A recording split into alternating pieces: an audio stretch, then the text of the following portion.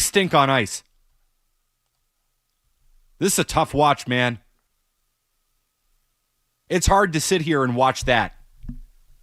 It's been hard to sit here for the last 6 games and watch what's going on with this franchise right now. I don't know what else to say about it. It's not exactly the most profound statement you'll ever hear, but they suck. And that's like not sports radio, like 98.5, the Sports Hub. They suck. They actually, truly, fully suck. Suck. Is there a single thing this team does well? Phone line's open for you. 617-779-0985. Is there a single thing that this team does well? You have an answer for me back there, Skaz? They're pretty good at letting up a goal immediately after they score a goal. How many times did they do that tonight? Check Ty Anderson's list if you want to just feel worse about this Bruins team. I think they did it 3 times tonight. I don't know. They gave up 7 goals, so it's hard for me to keep track. What do we have here? 32 seconds after the Bruins tied it up 5-5, they get 2 goals, and 32 seconds later, Charlie McAvoy leaves his man off to man's land, off to La La Land, wherever the hell he was going. Troy Terry scores, basically game over. You're not kidding about that, Skaz. I think it was 3 times tonight, and I don't know what tweet you're referencing here from Ty. I think it was 3 times tonight where the Bruins gave up a goal within a minute of scoring. I'd have to look it up. But it was a lot. Because, again, they gave up 7. 7 goals tonight. And they lose for the 6th straight game. It's getting worse by the night, folks. I don't know what to tell you. They're a mess. An absolute mess. I don't know where you want to start, but you're welcome to. Wherever it is it the defense? Is it the goaltending? I don't think it's the coach. The team stinks. I don't know what Marco Sturm does, but that's not his fault. What would anybody do with this team? Let's play a game, Skaz. Name a Bruin. And you can't name David Pastrnak, Jeremy Swayman, or Charlie McAvoy. Name a Bruin. Casey Middlestat. That's pretty damning that that's the first name you came up with. Some good comments about him this week. Strong. We might have to play those. He did have 2 points tonight. Oh, man. Tough watch. Tough watch. Casey Middlestat. A goal. 2 shots. He was a even 0 on the night. Morgan Geekie -2. Mark Kastelik -2. Sean Corrali's back.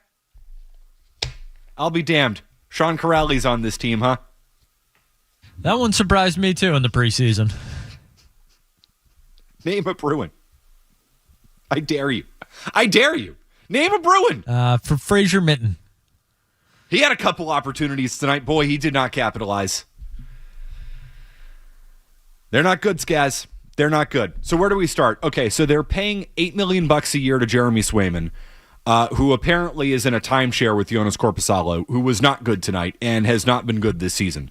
So I'm not feeling great about that situation. Swayman's been fine. He was good the first couple of games. He was fine the other night. Big save on Bennett that kind of turned that game around. They ultimately still lost that game. They've lost 6 games in a row. So I'm paying my goalie $64 million a year over 8 years, and yet he's in a timeshare with Jonas freaking Korpisalo, so that's not great. They were supposed to be a tough team to play against. Can't say they are. They were supposed to keep the puck out of the net, and that's the biggest problem with this team right now. All they do is give up goals. Goals. The puck is in the back of the net. Every freaking time you look up, the puck is in the back of the net. Pay the siren guy overtime. What's that guy getting per game? Is he getting $50, $75? Bump it up.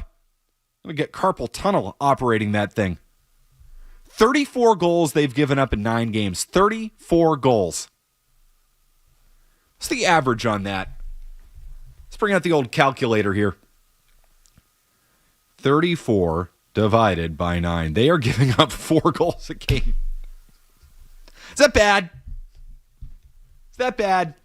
It's the most goals they've given up to start a season in 30 years. Once we start talking about the mid-90s for just about anything, that's not a good sign. They're a wreck.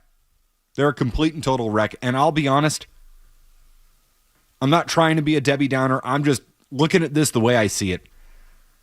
I don't think they're getting much better than this. I don't know how much better they can get. I mean, this is bad. This is worst team in hockey bad. Now, I don't think they're that. I don't think a team with David Pastrnak, Charlie McAvoy, and Jeremy Swayman can possibly be the worst team in hockey.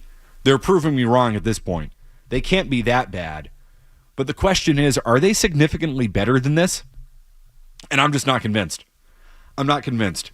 So let's start the conversation right now with you at 617-779-0985. I am no fan of tanking. I am not a believer in it. I am not a believer in things bottoming out. I think you can build from the middle in just about every sport, maybe except the NBA. But especially in hockey, you can build from the middle, especially in Boston, which is a destination in the hockey world. You will almost never, ever, ever hear me argue for tanking, for bottoming out, for everything going to hell. I think this team needs it. I think this franchise needs it. I think they need to bottom out. Last year was not enough. Last year was not enough of a wake-up call.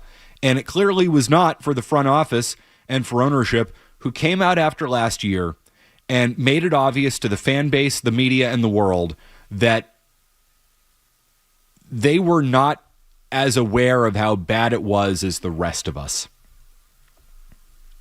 I don't think they know how bad this is.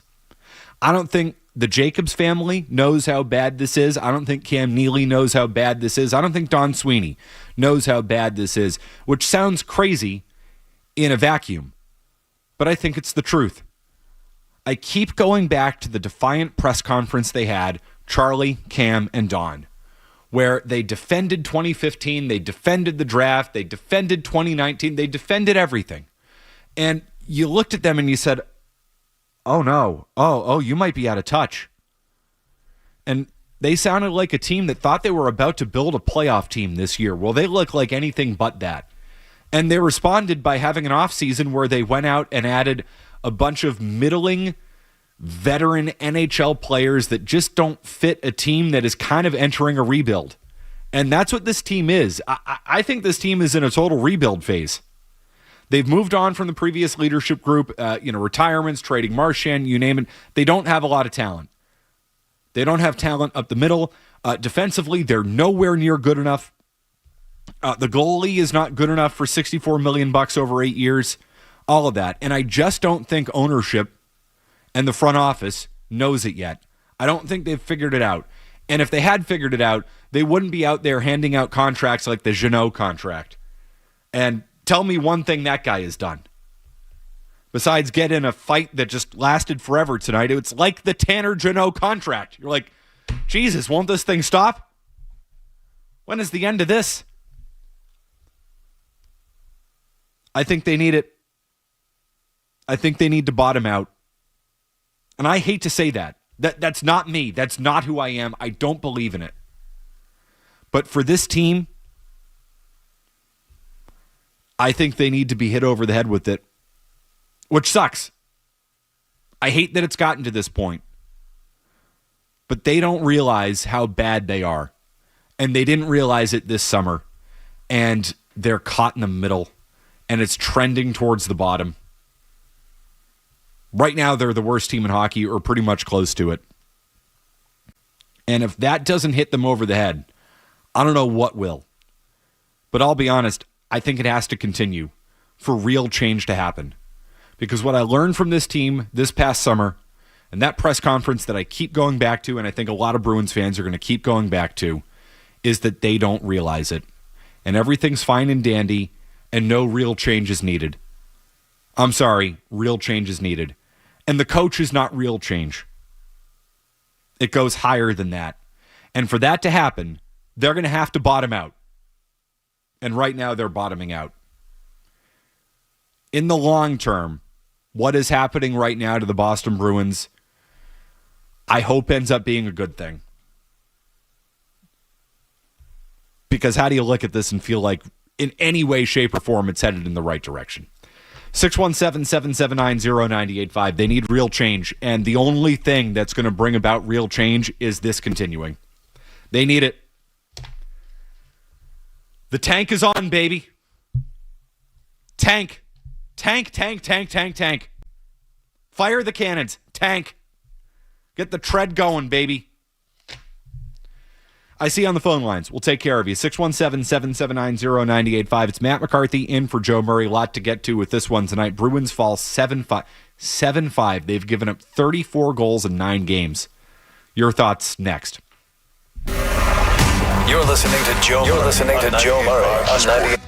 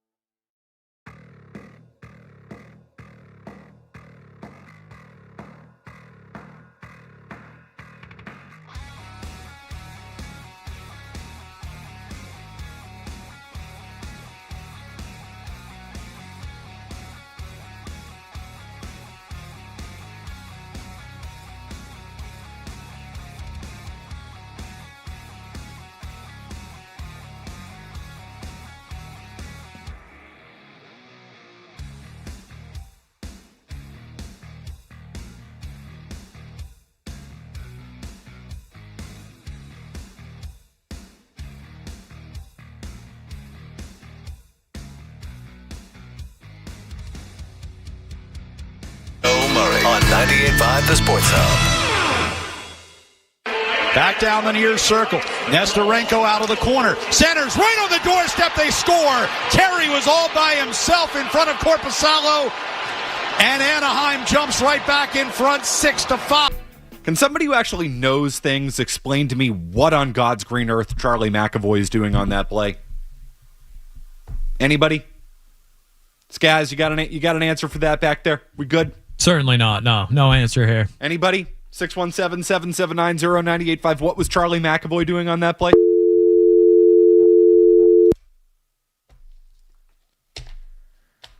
It's your blue chip defenseman, huh? Number one defenseman. Why is it I'm constantly wanting more from Charlie McAvoy? Is that a me problem? Or is it actually the truth? Because he needs to be better than that. I mean, the team needs to be better than that. Defensively, they're a wreck. I mean, 34 goals in 9 games. They're missing Hampus Lindholm, who, again, can somebody explain to me, does anybody know where Hampus Lindholm is? Minor injury, huh?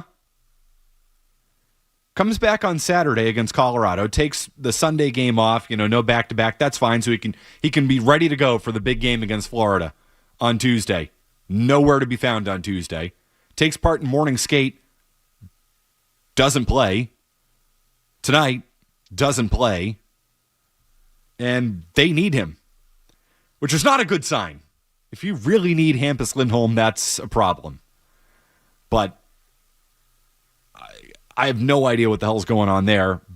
That's good enough. I mean, I don't know if somebody's making a business decision. Somebody's looking at this and saying, this team sucks. I'm going to go out there and, put myself out there and put myself on the line. I'm not saying I'd necessarily fault him, although his contract is guaranteed. How many more years do we have of that Hampus Lindholm contract? That's 4 more years, right? Don't worry, it's just as long as the Tanner Jeannot contract. He'll be sticking around. It's just as long as the Jeremy Swayman contract. Oh, wait, no, that's even longer. We got 7 more years of that, right? Hampus Lindholm will be a UFA in 2030. 2030? He is signed through the 29-30 season. We're not going to be around in 2030. No shot. All of us. No. Good for him. I mean, good for Hampus Lindholm. He's not around in 2025. Where do you want to go? 617-779-0985. It's a rough watch, man. Mike in Buffalo to lead us off tonight. McCarthy in for Joe. Hey, Mike.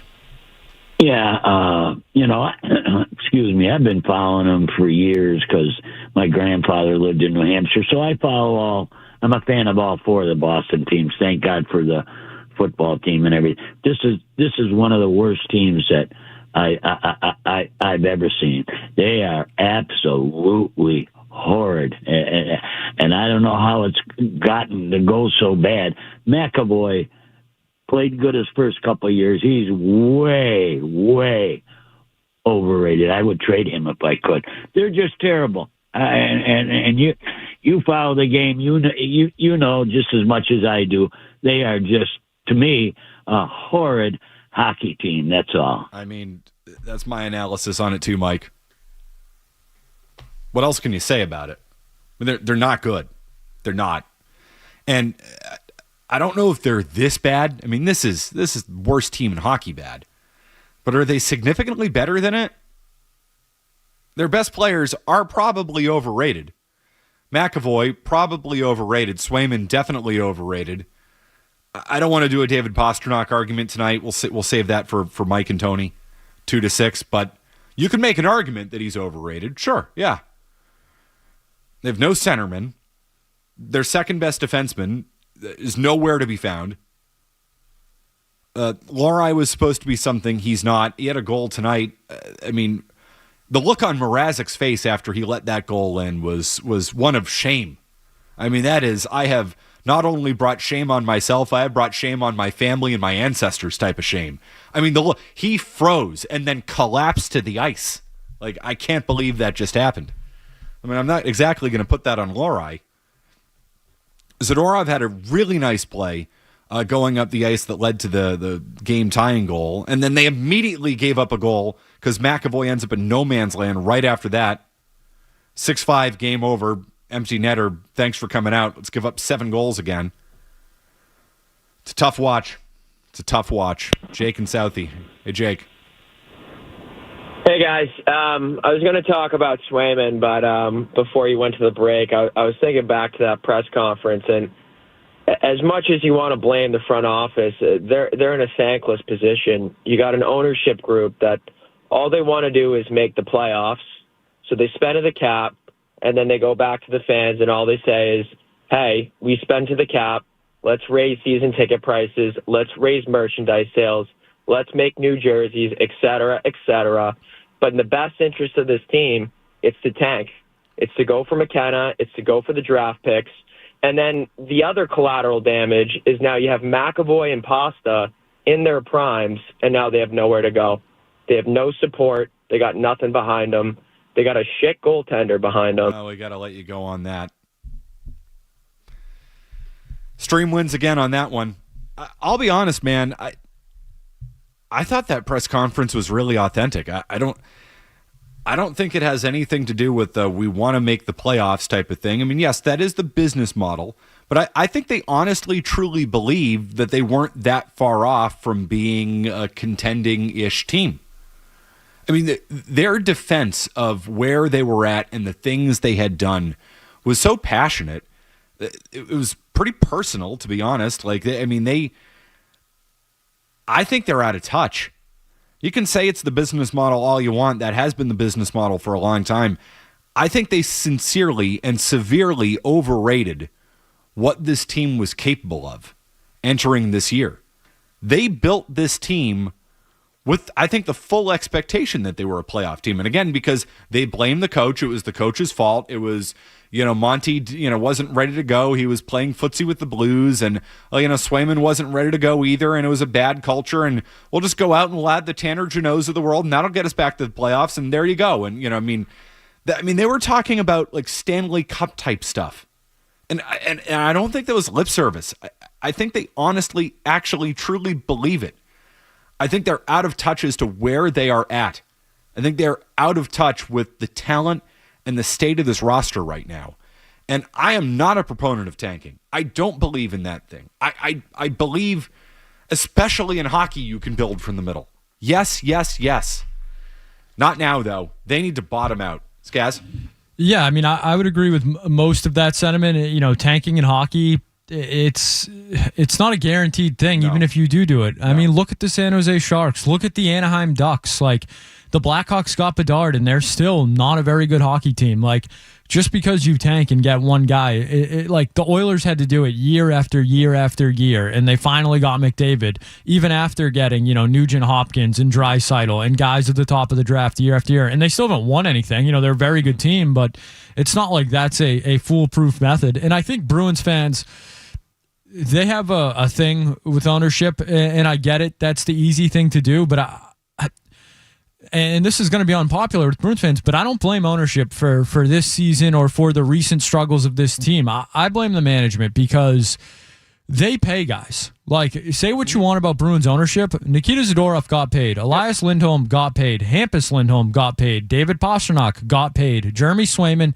got paid. At what point is it on the guys in upper management to identify talent and get it right once in a while and not just say, hey, these guys are free agents, we might as well pay them because they're quote-unquote better than what we have? At some point, it comes back to being on the players. Like, Hampus Lindholm has been solid. He's not out there. Elias Lindholm has been massively, massively disappointment to me. Nikita Zadorov, disappointment to me. Like, they spend money. It may not be as much as you want or in the exact places that you want, but you can't say they don't spend money. There are other owners in that sport and in other sports that straight up don't spend money. And I'm not trying to give the Bruins, ownership a pass. Obviously, when your team stinks, they're somewhat responsible. But for me, it's more of a management thing and an identifying talent thing.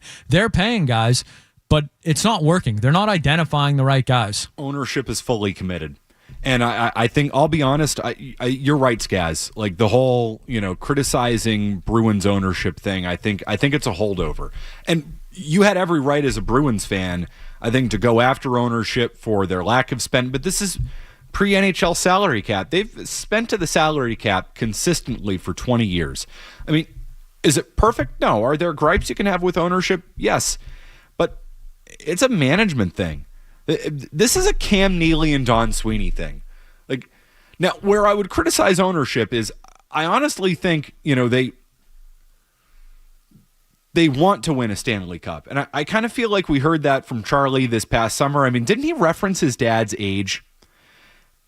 Am I vaguely remembering that? Did he reference his dad's age as part of that whole thing? And I said, ooh, they want to get another for Jeremy, which, hey, I mean, as a Bruins fan, I want to hear that. Yes, any type of outside factor that you might have that makes you more willing to spend money or more willing to do anything or more, like, I'm all for it. Not that spending money has been a problem for them for 20 years, because it hasn't been. I think ownership is listening to the wrong people. I think their hockey people have led them astray. I think Cam Neely and Don Sweeney have led ownership astray. Because I think that whole organization thinks they're closer than they actually are. And again, I just keep going back to that press conference. And that I put on the hockey people. I mean, yes, I can put that somewhat on Charlie and say, hey, Charlie, you watch the game. I know you're around here. I know you watch the game. I know you care about this. Like, there's a fine line between trusting your hockey people and using your eyes. Because anybody who watched last year, I think, could see which way it was going. But based on that press conference, it didn't really feel like Cam and Don were on board with that. I think ownership needs to take a real long, hard look at the front office. It starts with Cam Neely. Don Sweeney's his boy. He's his friend. Like that relationship is not, I don't know if that benefits the Boston Bruins, to be totally honest, having your president and your GM be good friends. You need to have a good working relationship, but I don't know if Don Sweeney's certainly done enough over the last few years to deserve his job. I would certainly argue he has not, and he certainly has not this year. I mean, we all see which way this thing is trending. The worst team in hockey right now. And the roster sucks. It sucks. Again, Skaz, I will present you with this challenge. Name a Bruin. Go. Do it. Oh, boy. Let's see. I can name Morgan Geekie. Okay. Name another Bruin. How about Elias Lindholm? Does he play for the Bruins? I don't know. I see him on the books. Yeah. Does he play for the Bruins? He's definitely on the books. Was he out there tonight? I didn't hear his name much tonight. Do you ever hear his name? No, not often. It's a problem. Justin and Lynn. It's our guy. Hey, Matt, I got to tell you, this roster that Don Sweeney and Cam Neely built is a mess, and they got to tore this thing down, make some trades, tear this thing down all over again. This team is not going to the playoffs. This team is not going anywhere, and this management ought to be ashamed of themselves for this team that they put together. I like how Justin says tear it down. That would seem to suggest that there's actually something to tear down, which I am not 100% convinced. Again, I challenge you. 617-779-0985. Name a Boston Bruin. Now, do it. I dare you. I flat out dare you to name a guy on this team. Good luck. I see on the phone lines. We'll take care of you. It's Matt McCarthy in for Joe Murray. Sports Hub headlines presented by Celsius Energy Drinks. Bruins have lost 6 in a row. They fell to Anaheim tonight, 7-5. Troy Terry, ultimately the game winner in the third period. Ducks scored 3 in the third after the Bruins raced a 2-goal lead. They tied it up. They could not hold on. Ducks added an empty netter. Avalanche come to town.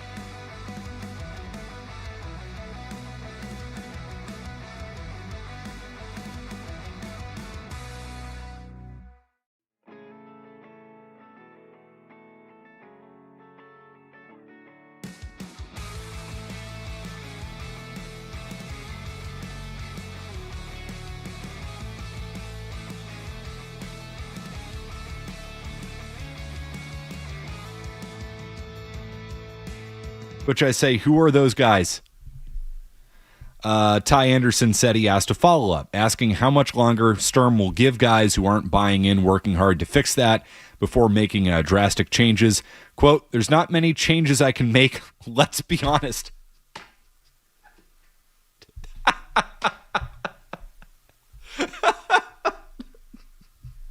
Nine games in,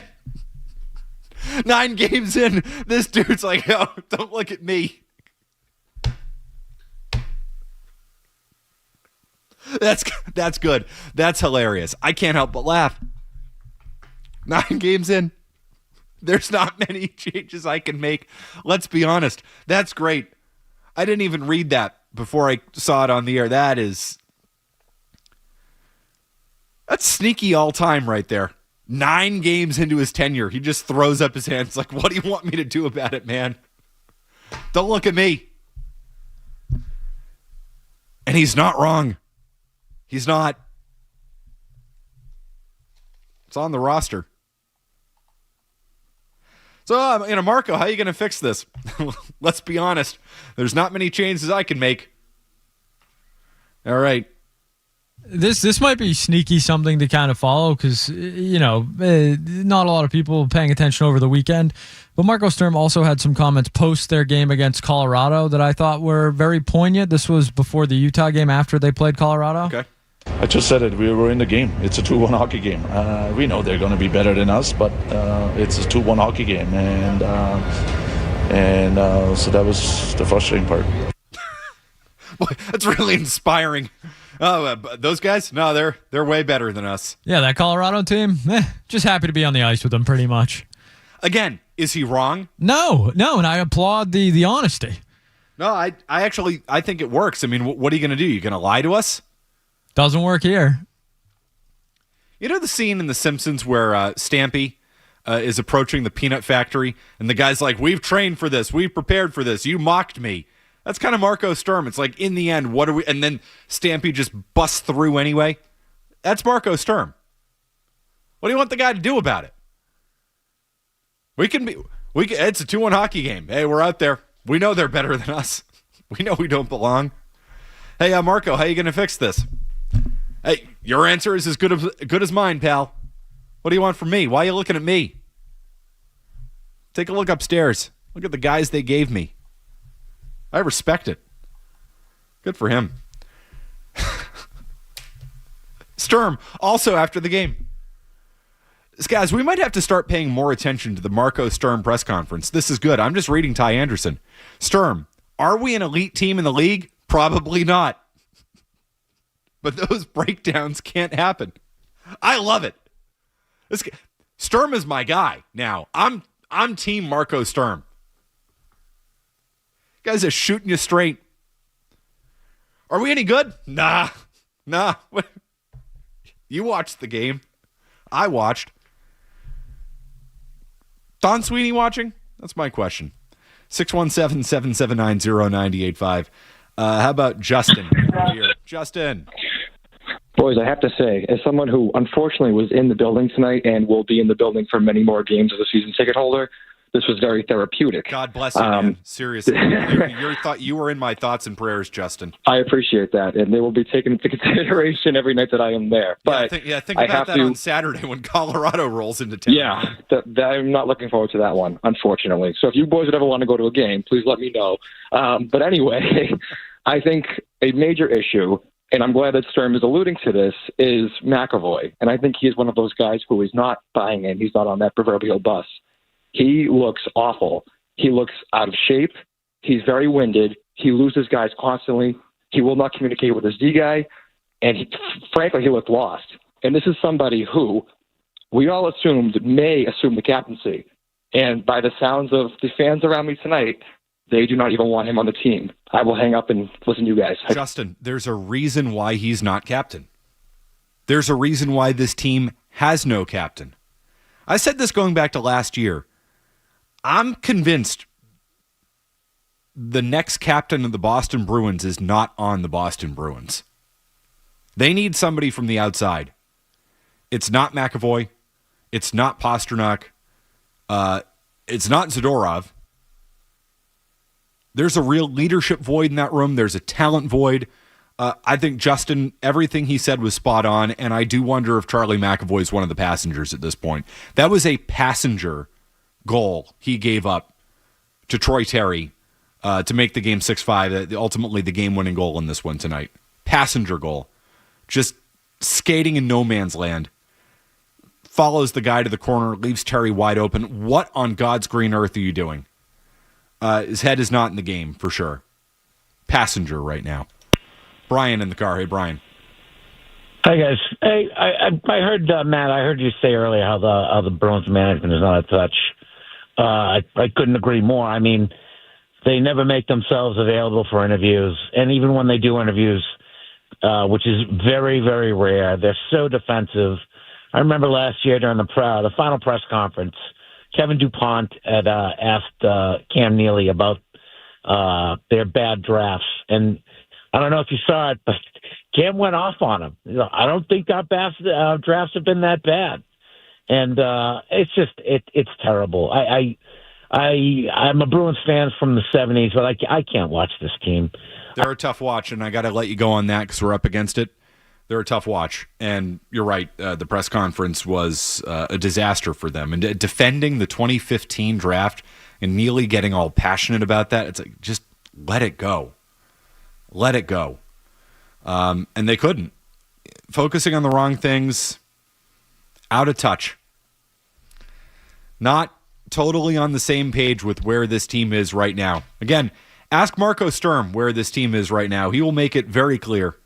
Are we an elite team in the league? Probably not. Hey, Marco, what are you going to do to fix it? Quote, there's not many changes I can make. Let's be honest. Unquote. Maybe more of that from the Bruins. A little bit more of a reason to look. A harsh look at where they're at. John in the car. Hey, John.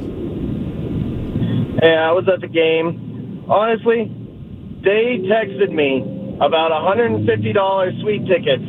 I took them up on it, figuring this game, maybe they got a chance. Honestly, as long as sweet tickets are going as cheap as that, we ain't never got a chance. $150 for a suite? Skaz, what are you doing on Saturday?